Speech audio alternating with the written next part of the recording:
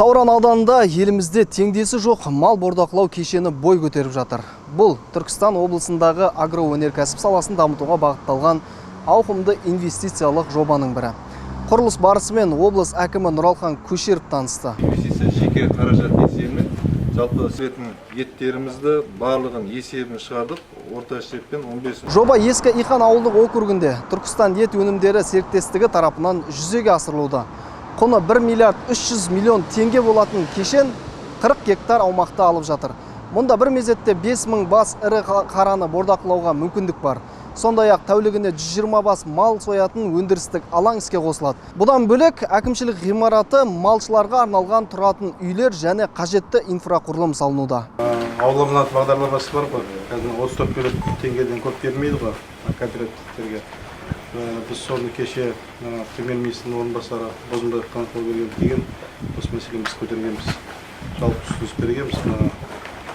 8 айлық көрсеткіштен 25 айлық көрсеткішке дейін көтеріп беру осы несие мәселесі.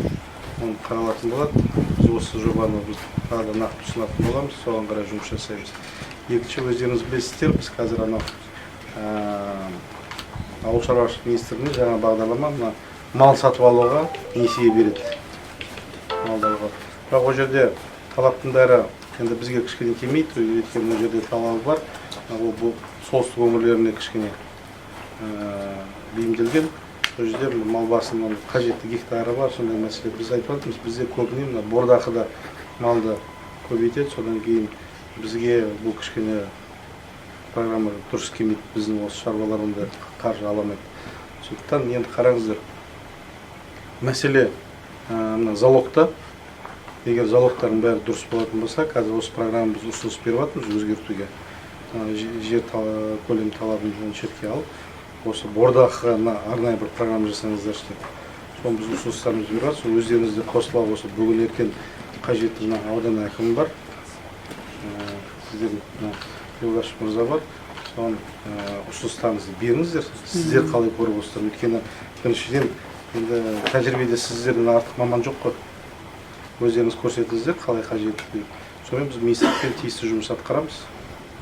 Мен ойлаймын, енді екі жаққа да тиімді бір мәселе шығарады. Әрине, бұл жерден мен несие алған кезде міндетті түрде оны ертең қайтарым бар.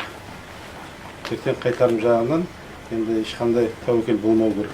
Облыс әкімі құрылыс сапасы мен мерзіміне ерекше назар аударып, жауапты тұлғаларға нақты тапсырмалар берді.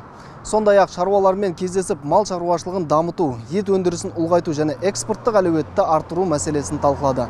Кешеннің тағы бір ерекшелігі бордақылау алаңдарының бір жерде шоғырлануы. Бұл өндірісті тиімді ұйымдастырып, шығынды азайтуға мүмкіндік береді. Кешеннің жанынан ауыл аманаты бағдарламасы аясында 30 шағын бордақылау алаңы да салынуда. Жоба толық іске қосылғанда 120 тұрақты жұмыс орны ашылады. Мамандардың айтуынша жаңа кешен өңірде заманауи мал шаруашылығын дамытуға серпін беріп, ет өндірісін арттыруға және Түркістан облысының агроөнеркәсіптік әлеуетін күшейтуге жол ашады.